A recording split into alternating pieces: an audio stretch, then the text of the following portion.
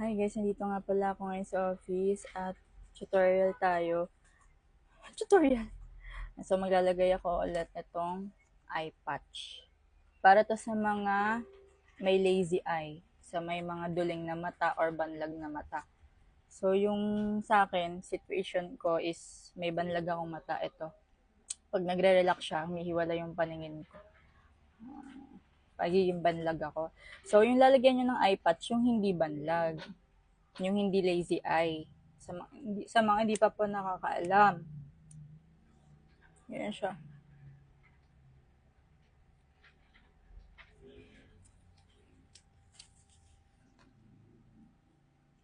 Then nilalagay ko to sa yellow basket.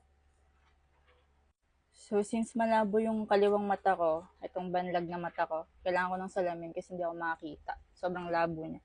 Ayan, medyo luminaw. Kaya nilalagyan yung hindi lazy eye, ito, yung masipag na mata ng eye patch para mas magamit natin yung lazy eye at hindi siya maging tamad, mas mag-connect yung brain natin do sa nerves ng mata at mas magamit siya. Ayun.